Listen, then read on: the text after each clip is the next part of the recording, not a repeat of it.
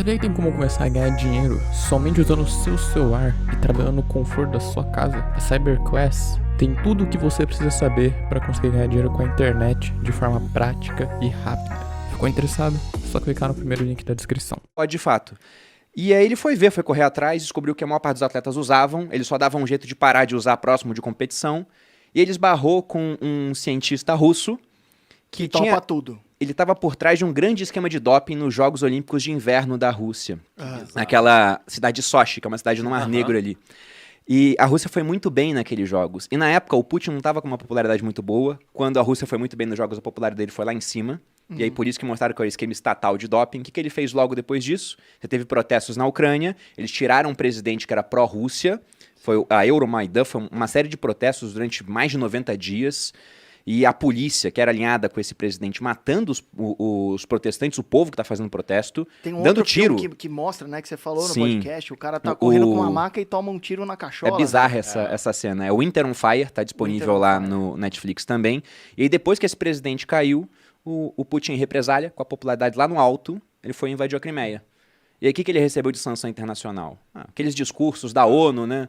Putin, não faça mais Não isso. vamos mais tolerar, né? Exatamente. Se invadir mais um lugar, você vai ter problema. Você vai se ver comigo na saída. A ONU nem chega nisso, né? Porque a ONU tem um conselho de segurança dela, é só nota de repúdio, e como a Rússia é um membro do conselho com poder permanente, isso nem vira muita coisa. A ONU praticamente fala pro Putin, em nome do amor, pare, por favor, né?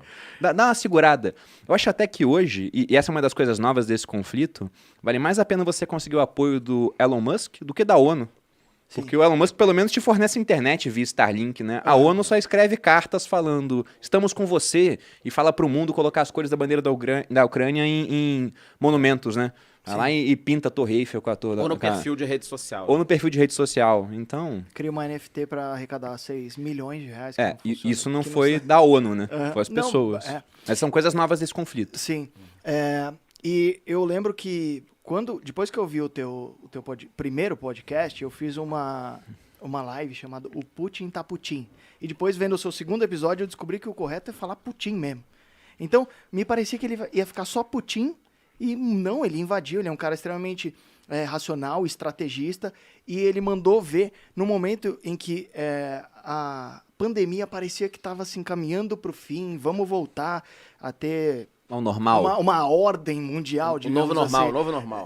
E veio a calhar uma guerra logo em seguida. Mundo reabrindo, viagem voltando, fim das máscaras, economia crescendo. O quanto que você acha que isso deve impactar a economia? Esse crossfade, né? Uma coisa lascando a outra, deslascando a outra coisa, lascando logo em seguida. Isso impacta a economia brasileira, por exemplo? E o que isso muda nos seus investimentos, se é que muda alguma coisa? Vamos indo por partes aqui, né? Então, evidentemente já está impactando a economia. Quem for abastecer o carro hoje vai ver isso. Sim. A gasolina, o diesel já aumentaram e ainda não aumentaram a ponto de cobrir a defasagem que nós temos dos preços internacionais. Então já aumentou e vai aumentar mais. E se você tem combustíveis aumentando aqui no Brasil, em um ano eleitoral principalmente, isso tem consequências, né? Primeiro, que combustível é insumo de tudo que a gente produz. Então, para transportar tudo fica mais caro. A comida lá no mercado, na prateleira, vai acabar ficando mais cara com o repasse de preço que vai acontecer para o consumidor na ponta da linha. Além disso, a gente já viu sinalizações do presidente falando, olha, tem que intervir nisso daí, né? Aquele negócio, tem que né? ver Tipo, isso daí, policial bom, policial mal, né? Ele fala que quer intervir, o Paulo Guedes fala que não quer. Porque ele também, a gente tem que entender que aquilo que é melhor do ponto de vista econômico nem sempre é politicamente viável. Então, em um ano de eleição, o candidato esperto, ele caminha para o centro. Há pouco tempo o Dória foi lá nos Sócios, a gente fez um episódio que ia chamar todos os candidatos à presidência. E o Dória, quando ele fala do Lula e do Bolsonaro, ele fala, um é o extremo de direita, outro é o extremo de esquerda, né? Na verdade é o contrário, aqui no Lula para a esquerda e Bolsonaro para a direita. O que ele chama de extremo? Porque ele quer mostrar, ó, eles estão longe do centro.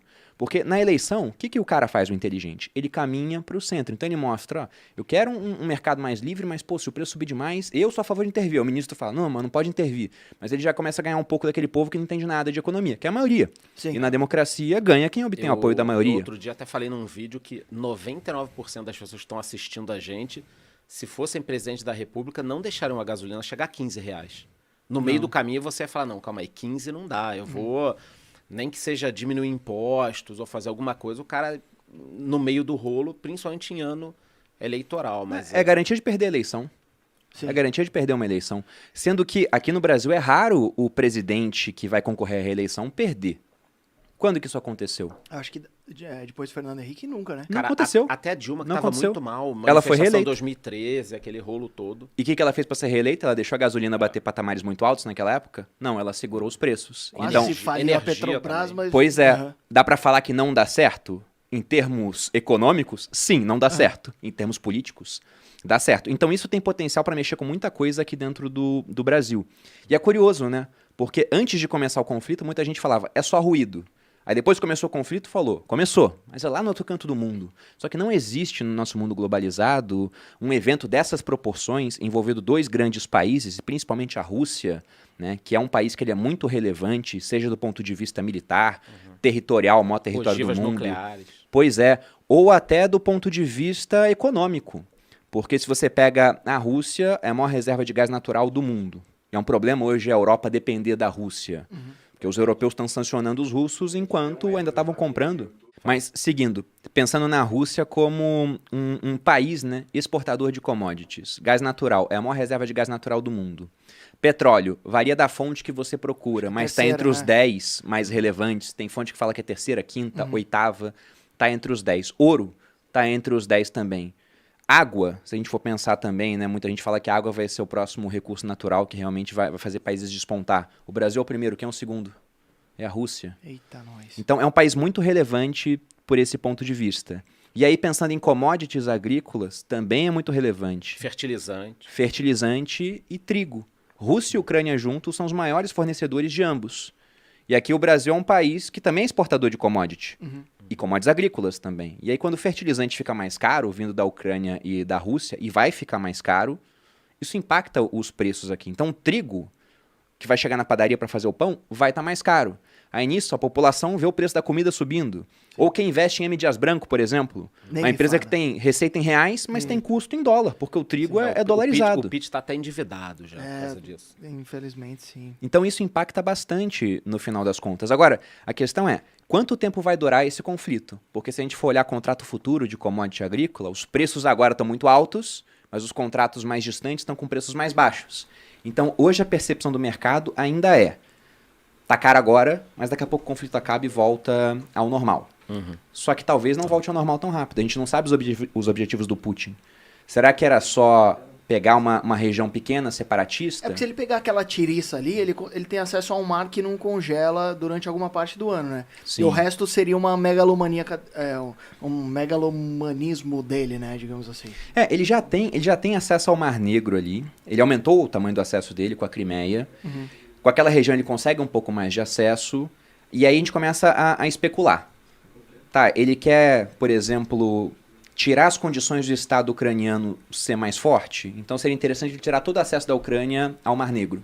E o Mar Negro é muito importante para a Rússia em termos geopolíticos pelo seguinte. Descongelado. Exatamente. A gente olha a Rússia, é um baita de um território gigantesco. Só que, se a gente olha lá no leste, quem já jogou War, né? Lembra de Vladivostok, né? Sim. Vladivostok atacando o Alasca. Clássico do Que do mostra, né? Como é que o War educa as pessoas. Você vê que tem uma fronteira próxima entre Estados Unidos e a Rússia. Se você juntar, né? Sim, é que o pessoal acha que é Exatamente. longe, né? Não, mas Não, do outro lado, tá do lado. Tá do lado. E aquilo já foi até o caminho, pelo que o pessoal que estuda a história, né? Estreito de Como que Bering, né? a população se espalhou, foi o caminho que levou ao povoamento das Américas. Então, lá você tem durante 4 meses por ano aquele mar congelado.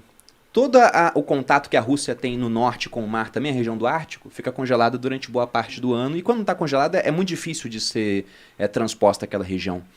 E aí você tem depois aquela saída para o mar que eles têm naquela região dos países bálticos. Mas é um mar mais restrito e você tem que passar para sair dali em um estreito que fica entre a Noruega e a Dinamarca, ambos membros da OTAN.